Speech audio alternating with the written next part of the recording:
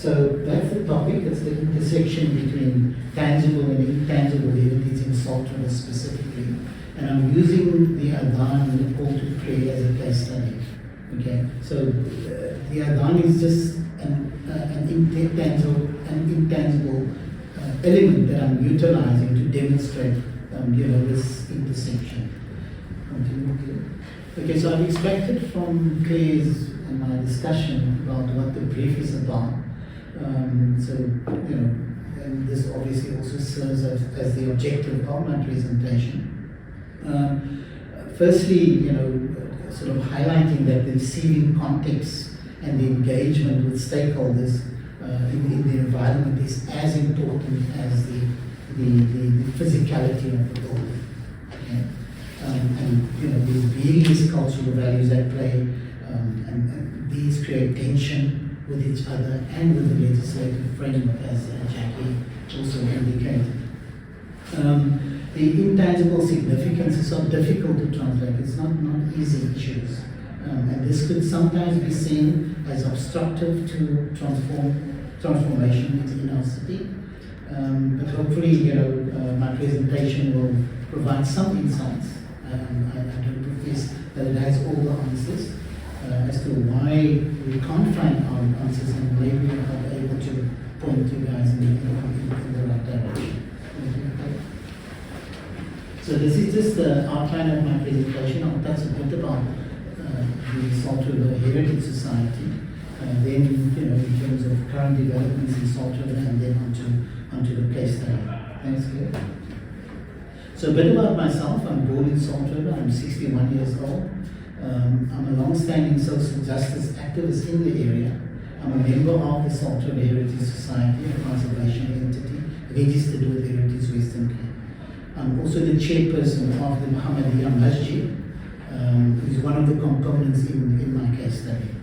I'm not an architect. I'm a retired petroleum economist. Okay, so go on to the formation of the Salt River Heritage Society. They were formed in 2018, so about 5 years ago. And initially it was formed to compile, a coffee table book reflecting the history and heritage of the area. So, and it just grew from that. Then, it advanced to researching, as we said, documenting and compiling the history of the area. And at that stage, in 2018, the Heritage Society wasn't even aware that there is something like a conservation entity. Now, this is the other issue, especially about previously disadvantaged communities. The law assumes that you should know. Ignorance of the law is no excuse. That's not happening. And there's many cases like this. In our case, we didn't know. In 2019, early 2019, we were introduced to this cause by Naomi, Maria and I. We did a tour. We also tour guides. We did a history heritage tour of Salt River with a bunch of students, and that's how we found out about the role as a conservation entity. And we registered mid-2019.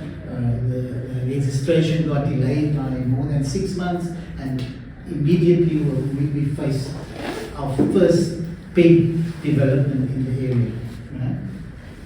Right? So just challenges as a conservation body, as I said, the legislation assumes that communities are aware, and have the resources to deal with these conservation issues. They don't. Many don't. Okay, especially those from a disadvantaged community. It needs a lot of resources, a lot of expertise. You guys are master students. Those expertise don't always reside within communities. No training is provided by Heritage Western Cape as induction as to what a conservation body has, what rights they have, and the tools at their disposal. This is basically a full-time job, as we have experienced, especially in a community like ourselves. That's kind of almost at the front end of development, and you'll see that coming out as well as in the front end, at the cutting edge of gentrification.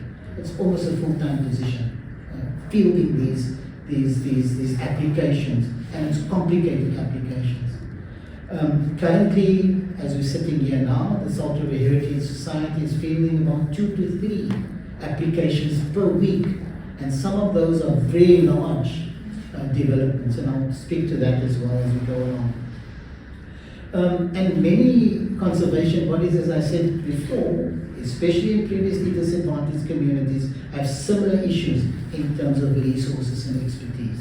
Workup, Jackie will attest to that, and they've been a bit, further along the path than what we have, largely because they had to face some of these issues earlier than Salt River Heritage Society. But then there's other communities such as Montevo, Alsace River, Weinberg, Longa, Simonstown, Ocean View, and the displaced community of Constantia, right?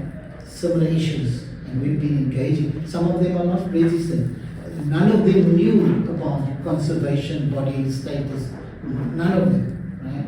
And slowly but surely, I think because of WorkUp's experience, Salt River Heritage Society's experience, these experiences are now shared with other communities. Continue there. So out of that, it's been 5 years now. This is the mission of the Salt River Heritage Society, but it's evolved, right? There's been an evolution in that process. So the mission of the Salt River Heritage Society currently is to conserve and collate the tangible and intangible, and that's a recent development, and natural history and heritage of the area for the benefit of the people of Salt River, Cape Town and South Africa. Thank you, Claire. So we registered mid-2019. The registration got delayed, fell through the cracks in Heritage Western Cape for almost 6 months. Beginning of 2020, in the hard lockdown, we were faced with this massive development right in the middle of Salt River. Right? It was 2 separate urban that they sought to consolidate. It was a Victorian building on Burns Road and Art Deco building on Addison Road. And they were closely abutting the fine grain residential area on Burns Road as well as on Addison Road. Right?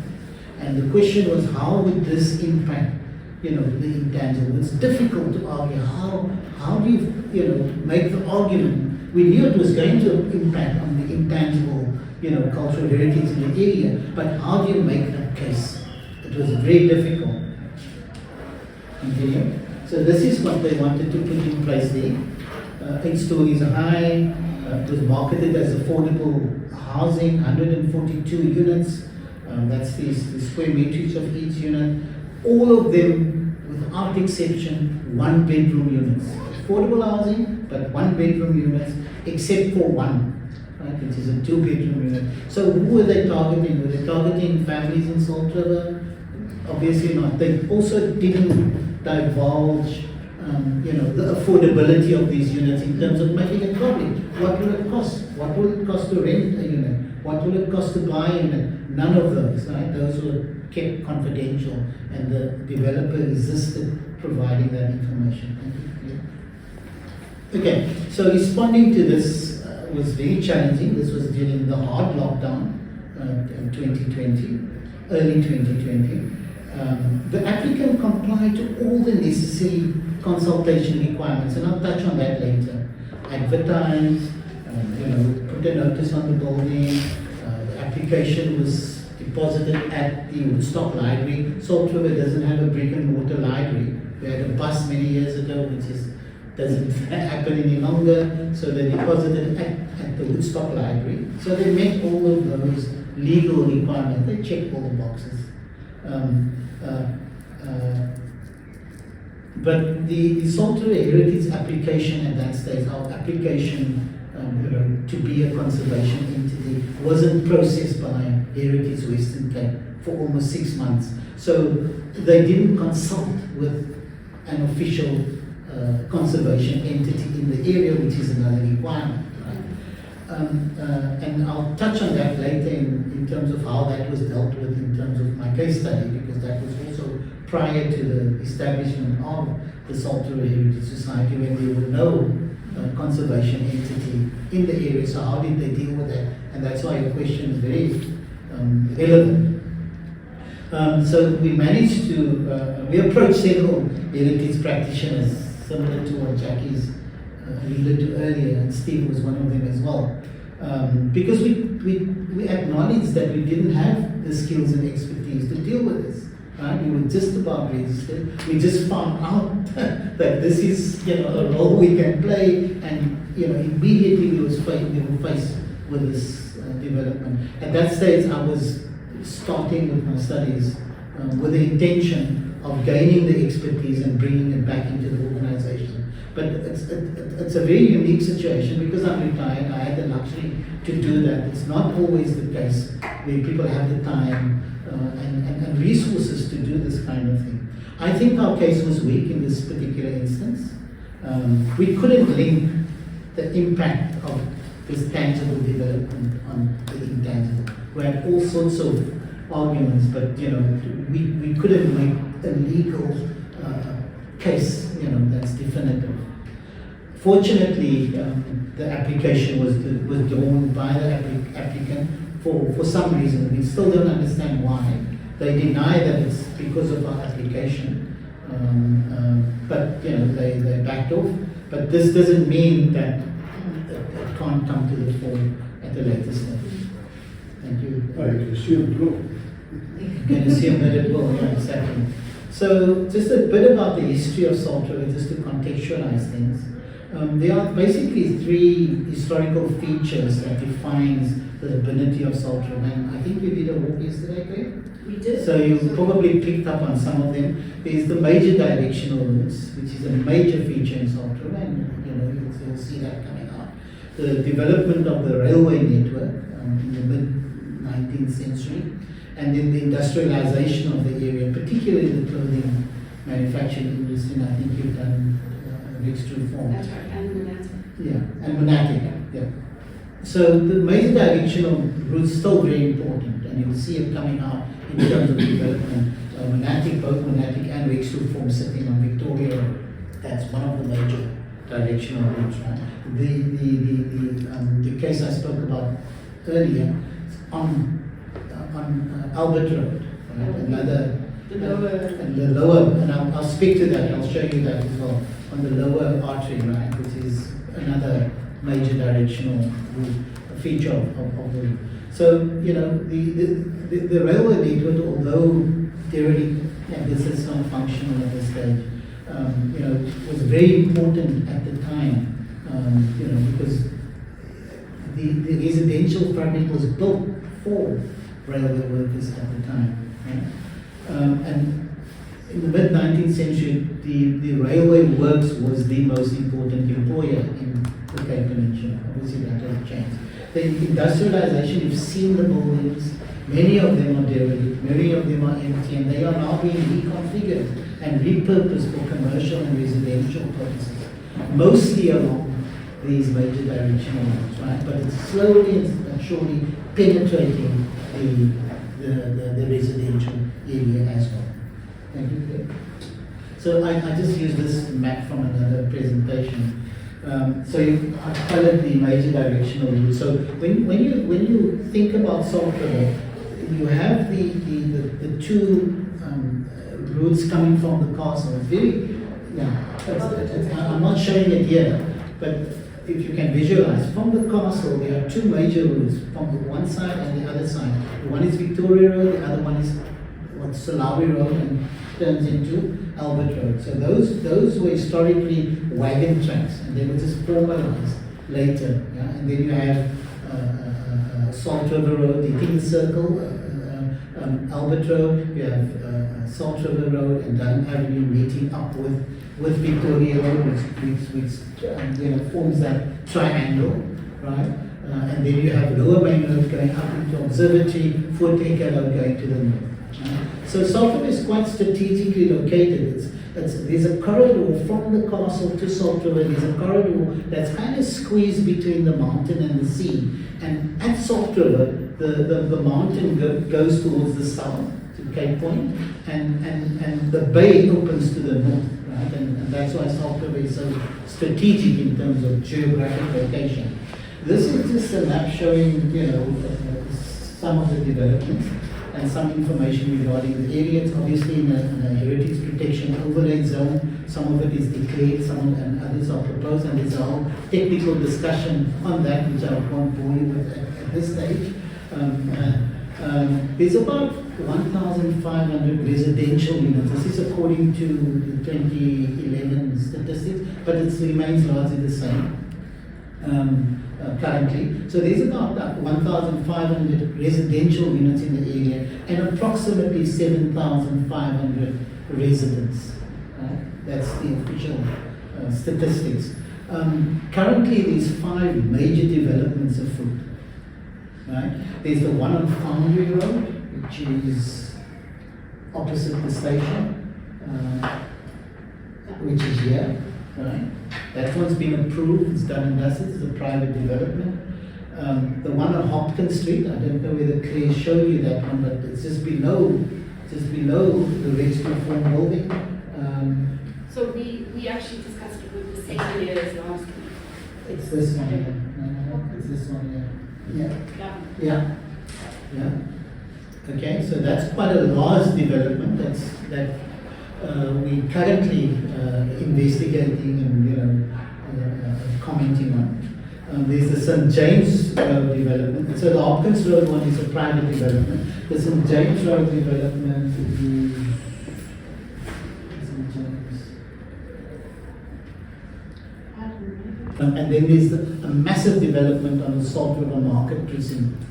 That's consisting of around 5 urban that will be consolidated. That's also funded as a affordable housing mixed development. So it's the area under the bridge, the actual Salt River Hall, the Salt River Market, what used to be the stables, and beyond the stables there's the park. So those urban will be consolidated into one massive development. And if you think the one that I showed you earlier is large, this one is about 5 times the size of that. Right? And then the Pickwick development, which is also close to Redstone Form, just behind Redstone Form. That's it. Yeah. Again, another massive development, double the size of Salt River. So it's 1,000. It will double the size, the residential capacity in Salt River. So if Salt River is 1,500 residential, another 1,500 residential units will be placed on Pickwick itself. And Salt River Market precinct, more than that. So, looking at this, it will treble the residential capacity in the area and over the next 5 to 10 years. And, as a consequence, what impact will that have on the area's intangible heritage as such. Okay, so now I'm turning my attention to the Adhan. And this is the distinction that I tried to make earlier about the parking and the Adhan. I'm arguing that the Adhan is an intangible cultural heritage, and I'll try and argue my point from a legislative perspective. So obviously the Adhan is very important, is an important ritual for Muslims, right? It has its origins 1400 years ago, the start of Islam in the 17th century. And Islam can be traced back to 1658, when Muslims arrived as exiles in the place as slaves and as cheap labor as part of the Dutch colonial project. Right? And the Oval Mosque is the first established mosque in South Africa in 1798. And for much of that period, Islam was illegal, both during the Dutch period as well as partially during the English period, until obviously that situation changed. So the Adhan has been rendered throughout Cape Town, wherever there's a mosque, 5 times a day for more than 200 years. Right? At the Muhammadiyah Masjid in Salt River, so I'm turning it back to, I'm tracing the history globally, and then in South Africa, and now back to Salt River. The mosque was established in 1906, right? So it's more than 100 years old, and it's quite early on in the ability of Salt River. The residential units, like I said, it was built for railway workers that work, for the railway works. Can you show us where the mosque is in? I'll get there. So, the residential fabric was built between 1890 and 1910. So that 2 decades, quite an intensive period of development, and almost all of those residential units were put in place over that 20-year period. And the mosque, as I said, was built quite early on in that period, 1906. Quite interesting phenomenon, as to the presence of Muslims in that area. And since then, the Adhan has been rendered 5 times a day, actively and consciously, throughout that period, and actively and consciously transmitted from generation to generation, right? And the Adhan is linked. The Adhan is not, linked to as a heritage resource. It's not identified as such, nor listed as such internationally or locally, and we've checked that as well. Now I'll get to the maps and so on. I'm just laying the background of the case study. So I'm doing this case study, and it's been quite large, from focusing on gentrification in Salt River to now trying to be more focused in terms of trying to highlight the interplay between tangible and intangible. So I'm doing a documentation analysis. This is kind of the design and the methods of my research. Looking at UNESCO documents, right, the legislation or conventions, the 2003 convention and the historic urban landscape recommendation of 2011. So I'm looking at it firstly from an international perspective, and then looking down into the South African regulatory framework. Then obviously South African legislation, the Constitution, AURA, the MBPL, the bylaw, and the POZ, which is a part of that. And then the Section 34 application that was lodged in terms of this one particular building that gave rise to this complaint on the other. And then also case law. Jackie touched on many of those, so I won't go into too much details. I'll just draw some conclusions from it. And then the Western Cape noise and nuisance regulation. So I did a documentation analysis of all these documents, right? And then my intention is to do interviews with key respondents. Some of them are directly involved in the application, and others are experts in the field, right? And I'll put those together in terms of drawing conclusions. And that's kind of, what my case study is about. I'm almost done with the documentation analysis, so I'll be presenting to you some of the findings. It's not complete yet, but I'm at the tail end of this documentation analysis phase, and then I'll go on to the interview phase. Okay, so let's look at UNESCO definition of intangible cultural heritage. I highlighted, just for ease of time, basically the important bits. It includes traditions, customs, rituals, and practices that are passed down from generation to generation. And the Adhan complies. So, I'm happy that the Adhan complies to the definition of the 2003 Convention for the Safeguarding of Intangible Cultural Heritage. However, it's not listed as such even by UNESCO. No application. People haven't thought of doing the application, and that's something that the Heritage Society might want to take it to UNESCO as an intent for the global community. It will be a major feat if we do that. But that's so it's another evolutionary process that's happening. Thank you, Claire. And looking at the historic urban landscape definition of cultural heritage, so in 2011, UNESCO basically broadened the approach to intangible cultural heritage, right? They recognize that urban landscapes are not just physical spaces, and this is one of the objectives of this presentation, but also cultural and social constructs that are shaped by the people who inhabit it. So it's not only about the physical, it's also about the lived environment, the practices within that as the Adhan. And the recommendation calls for a holistic approach to the preservation and management of historic urban landscapes, which considered both tangible as well as intangible dimensions. Right? And it includes the identification and documentation of intangible heritage associated with these landscapes, as well as the development of policies and strategies to safeguard this heritage. Okay. However, South Africa is not a signatory to these. Right? Neither have we incorporated it into our legislation. So, but still, it's a trajectory that you have to highlight internationally. This is, you know, the what is happening globally and guiding us in terms of where you know, we should go with this issue of tangible and intangible. Initially, also, even at the UNESCO level, you know, the focus was more on the tangible, and now slowly but surely, you know, they're looking at it holistically and considering the intangible more and more. So again, you know, this is just a definition, and I'll focus on the bits at the bottom. It includes social and cultural practices and values, economic processes, and the intangible dimensions of heritage as related to diversity and identity. So I'm happy, according to the historic urban landscape, the Adhan is an intangible cultural heritage, right? Even though it's not being listed as such. Thank you. Okay.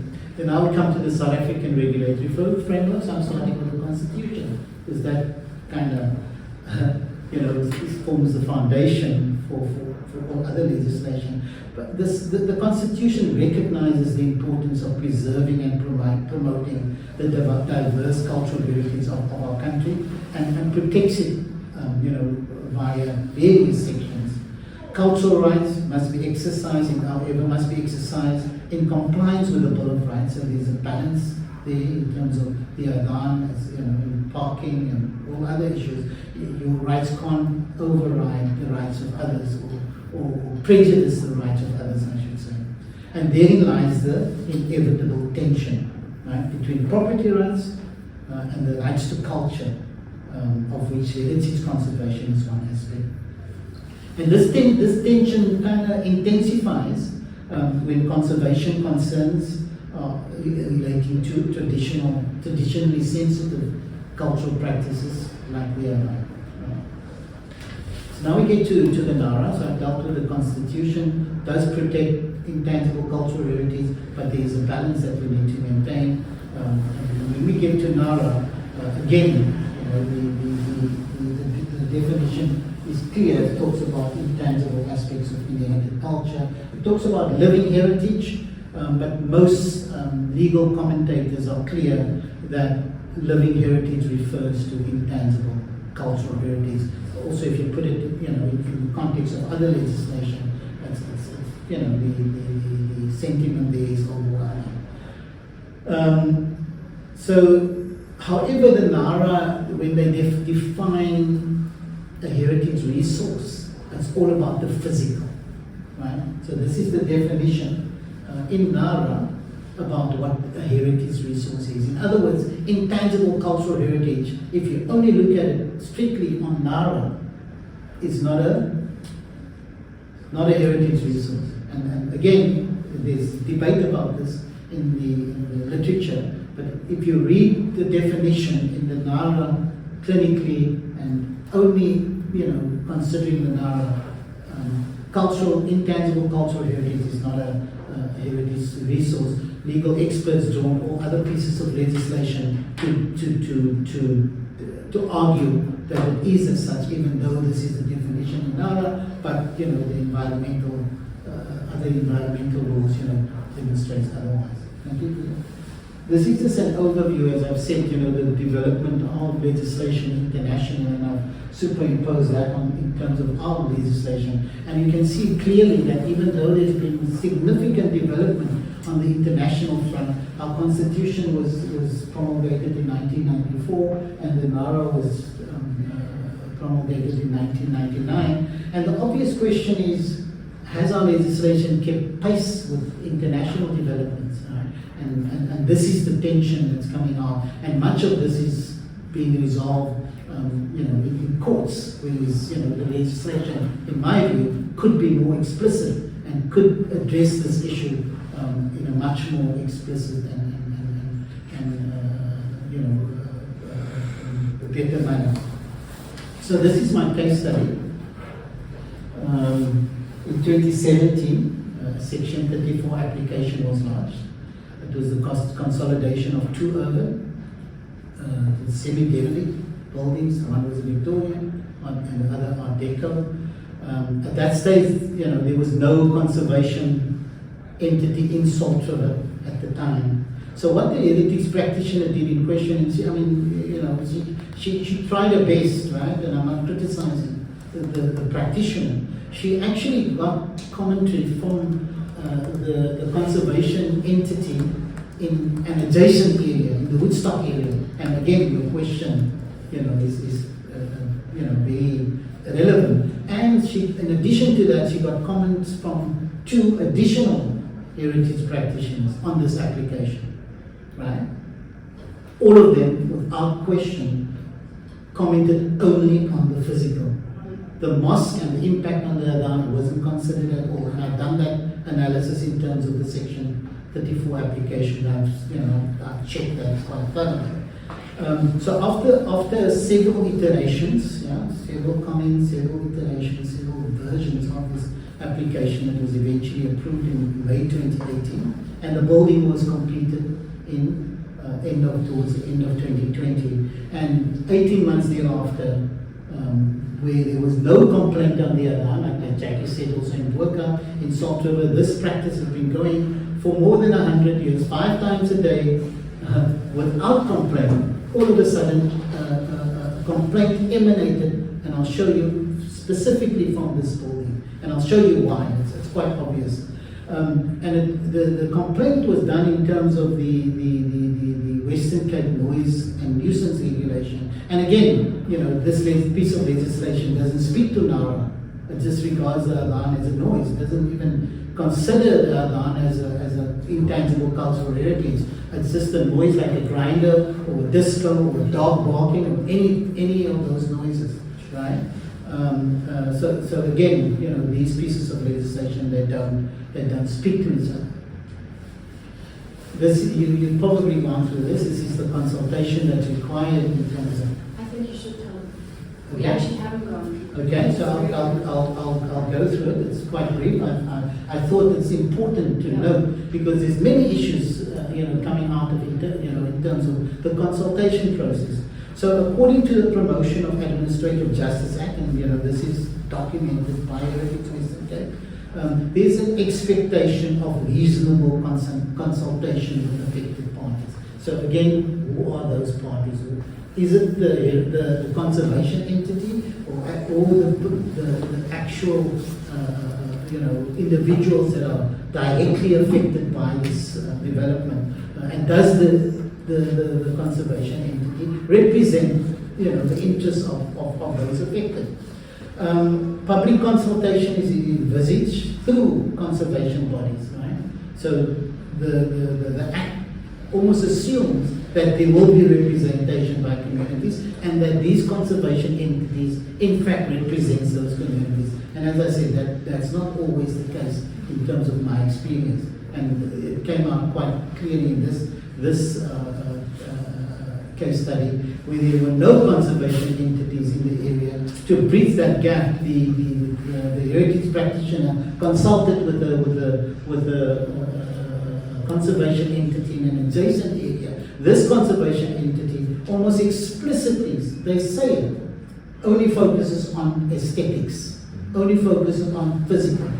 And the other two heritage practitioners, similar thing, they are architects, and they commented on the physical, the windows, the staircase, and it's quite clear, and you'll see when I continue as to how obvious this issue was in terms of the environmental impact. A copy of the application needs to be lodged at the local library. Now in Salt River's case, there isn't a local library, so it gets lodged at the Woodstock Library, or an appropriate public space. It could be some other public space but they have to obviously inform the community they are. And email correspondence with the conservation entity needs to be submitted to Heritage Western Cape, and they need to allow a minimum of 30 days for comment. Right? So depending on the significance of the resource, the nature and the extent of the proposed work, Heritage Western Cape might require broader consultation. In this case, they thought that's not necessary.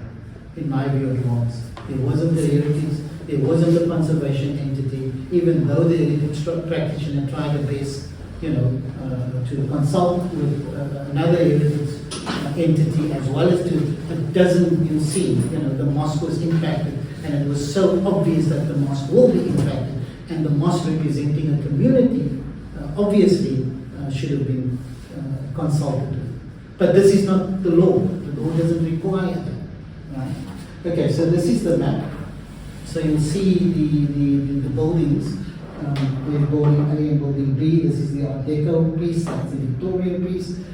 The Art Deco piece was a single-story building. The Victorian was a double-story building. And the mosque over there, 50 meters, and I've measured it, right? 50 meters from the building. And this map I've extracted from the application.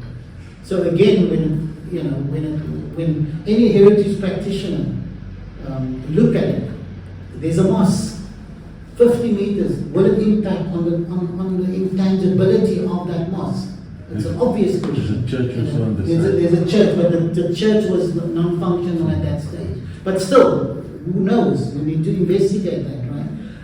So the mosque is 50 meters from there, and these are the two The buildings. mosque in Tennessee Street. This is the mosque in Tennessee Street, right? This is it's pink with the green roof, yes. And I'll show you more about that. Continue. So this is the view of those buildings before it was developed. So it's on that corner, right? And these are the fine grain residential units right in front of it. So this again, I've extracted from the application. It's not my own photographs. I'll tell you which are my own. Continue. That's on the corner. That's the Art Deco piece. You'll see it's a one-story. This is in front of the building. This is the view from the buildings to the mosque. Yeah. So and again, that is the front end, and the buildings are on the corner and behind. Continue. This is the Victorian piece on the Kipling Street side, right? The double story, a little bit further away from the mosque. Continue here. This, I've done to illustrate. This is also before the what I call the sound, the path of the sound. So, and this came out of discussions with the officials, the sound officials, the city sound officials, because I was arguing, because remember I was also representing the mosque, and I was arguing because they measured, right, the decibels of the Adhan, because the noise and Western Cape noise regulation require a certain level of decibels for dogs barking and, as I said, any noise, right? Generators running. Yeah, correct. Traffic noise, it doesn't distinguish, right? So I argued that why just go back to slightly, why these are members of the mosque, right, living right there, right? Can't we measure from the premises? Because the complainant didn't, and that's another issue, that's, I'll park that. The complainant didn't want to divulge the identity. Again, is there then a complainant? But, we had to defend as best we could. So my argument was, can't we measure the level of the Adhan from these premises? Because we have access, right? Ready access. They said no. Continue there. We can't because, at the higher level of the sound, and it makes sense from a scientific point of view, at the higher level of the sound, because it's right in the top of the sound, it will be louder than at the bottom, right? So previously the context was that the Adhan went over those units, right? So it had less impact. So at the bottom the sound would have been less. It would have been, so the decibels would have been less, but they insisted that we measure at the point of the complaint. Eventually we had, continue, Okay? So this is a picture I took with my drone, right? It illustrates the problem quite effectively. So the complaint came from this unit. I don't know who the individual was. They didn't divulge that even up to now, right? And you can see this is these units. I argued we can measure there. They said no, we have to measure there. Eventually we measured in one of the units there, right? To get to the level, right? But again, it didn't take into consideration the noise, the traffic noise, all of those. Trains. And it changes over time. Remember the Adhan moves early morning, in the summer it's earlier than, so the residual noise, as you call it, differs over that period. 6 o'clock is not the same as 4. So in other words, at 4 o'clock, it will sound as if the alarm is louder than, 6 o'clock when there's more residual noise, right? But anyway, we measured it there, we managed to get that. But you can see here, the building, remember this is how, firstly, how closely it abuts, the existing fine grain units. I mean, it's right there, overlooking. Both of these houses are for sale, that one's been sold now, since this development. It's obvious why it's happening, right? There's an impact, it's an indirect impact. Hasn't been taken into consideration. These units look straight onto the, and you can see and you've probably been told about this, the building as a document. You come across that. So that illustrates that, right? So above the blue, that's all new. That whole piece is new. It's been placed on top of that, right? And it almost acts as a catchment area, you can see, right, for the sound. And when you're there, it's actually quite, obvious as to why it's happening. It surrounds the sound and it's boom, and it's echoing inside of there, and the design itself, didn't take into consideration the impact on the environment, as well as not only the design, but also the materials that were used. You see that? It's all correlated. Yeah. So none of those were taken, and I'll come back to this picture. It illustrates the issue quite well. Is are the speakers on the corner? On all 4 directions, remember? Yeah. And the idea is so that people in the area can hear the Adhan. And there's many issues relating to this, so many reasons for this. One is to inform people of prayer, and you can look at the meaning of the Adhan. It's quite interesting to look at that. But also when people break their fast, it's an indicator. The point is that it's being practiced in this area for more than 100 years. It's being transmitted as an intangible cultural heritage from generation. In fact, there's conscious programs to do that. It's not just a wishy-washy thing where it's expected to be transmitted. No, the community is, and that's what makes this case quite different. And coming to my previous point earlier when I said it was difficult for us to make the link between the tangible and here's a case where the intangible is actually part of the tangible, and yet it hasn't been taken into consideration. And also, more than 100 years, but internationally more than 1400 years. So, but also what was interesting was during the pandemic, for the first time in history, the call to prayer was changed to tell people not to come to the mosque because of the pandemic. And this was drawn from historical, during the time of the Prophet, that when there was a pandemic, this they used the call to prayer to warn people not to come to mosque, Remember, during the hard lockdown, most mosques were not available for prayer. So the call to prayer, there was a piece inserted, to inform people, please don't come to mosque, pray at home. So quite interesting, but it continued throughout that period. So this is some of the conclusions that I came up with. And again, this is, I'm kind of at the tail end of this documentation analysis, so I quickly extracted to serve this purpose. Firstly, the Adhan, in my view, is an intangible cultural heritage in terms of the UNESCO definition. The UNESCO conventions has not been ratified by South Africa. So it lacks legislative legitimacy unless, even when it is ratified, it has to be incorporated into our legislation to have any legal effect. Right? The Adhan is an intangible cultural heritage protected by our constitution, but as I said, it shouldn't unreasonably impinge on the rights of others, including property rights. Right? The NARA defines living heritage, but does not include it in its definition of heritage resources. Right? So maybe to make it more clear and explicit, maybe this are motivating for a change. Section 34 and Section 38 primarily configured as a safety catch, and you probably come across this in the literature, to regulate and preempt the loss of historic buildings, not for the protection of intangible cultural heritage. However, in practice, these sections are serving a very critical role in terms of analyzing spatial transformation and giving effect to urban conservation, including the preservation of intangible culture. That's if the conservation body knows the story, have the resources, and things that I've discussed earlier. The distinction between grade 3A, 3B, and 3C resources are not immediately apparent, and there's a bias towards the tangible significance of the sites. Just go back, okay.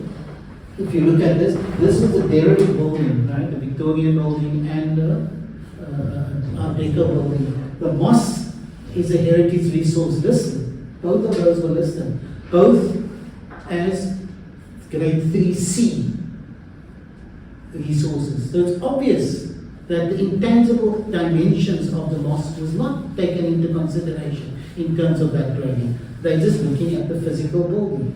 It's quite obvious. Continue here. Do you want me to go to the next? No, that's fine. So that's the point I made earlier. Continue. Software isn't an HPOZ. It's a mechanism that provides and allows additional provisions over and above the base zoning to protect heritage resources. Again, which heritage resources is it protecting? Right? The HPOZ does not explicitly mention the protection of intangible cultural heritage, nor does it outline how it intends to do so. And this has resulted in several legal disputes, that's been adjudicated in the court, and Jackie spoke to that.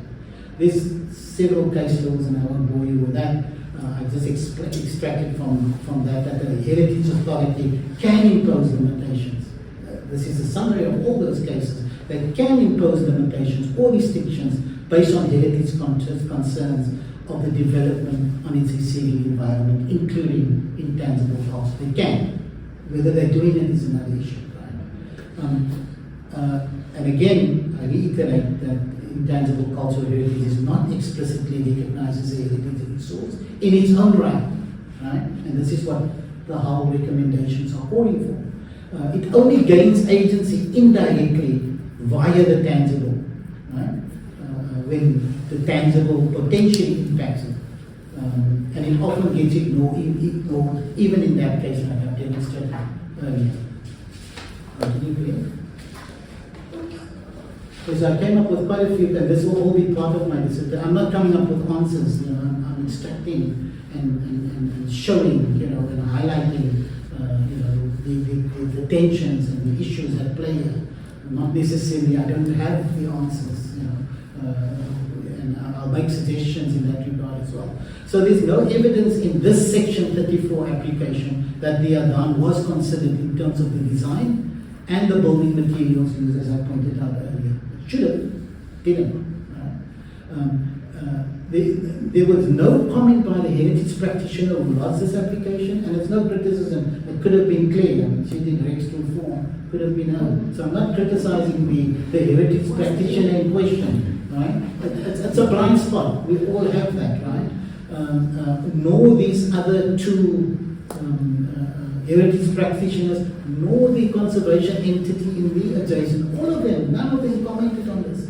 They've accepted it as it's fine, right? And we're sitting with a problem in retrospect. Okay, obviously I'm looking at it in retrospect as well. So, that's not the exact science. So, who's to say I would have seen this looking forward. So the design didn't take into consideration the impact on the bulk, the height, the materials. And the question is, why was the impact on the mosque not taken into consideration? And was this reasonable? Remember the reasonability test that I was pointed out earlier? Is it the legislation? Do we need changes in our legislation? And I'm arguing that yes, we do. Or is it the practice of both? I'm arguing that yes, it's both. In terms of practice as well. Because most of these conservation entities are architects. They only look at physical, most of them, right? Not all of them, I shouldn't be generalizing. And some of them have got quite a vested interest in terms of, their particular positionality, as I have. Right? We all have, done the positionalities issue. Right? None of us are completely objective. We all push a certain line, as Jackie also pointed out. Right? But that's not the issue. Right? Is it reasonable to have consulted with the mosque where there was not a conservation entity in place? The mosque represents a community. It clearly represents certain practices. And this building 50 meters from the, I think, it's just a reasonable expectation that the mosque should have been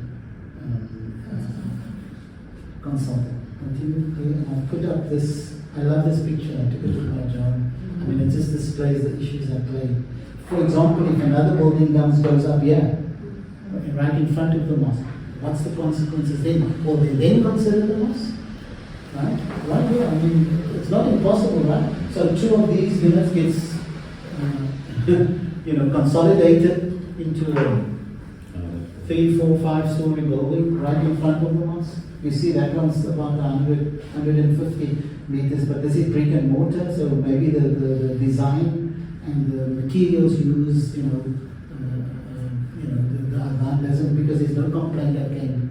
It's quite telling that 18 months after the structure was completed, we had this complaint after 100 years of this practice in the area without any complaint. Thanks for your attention.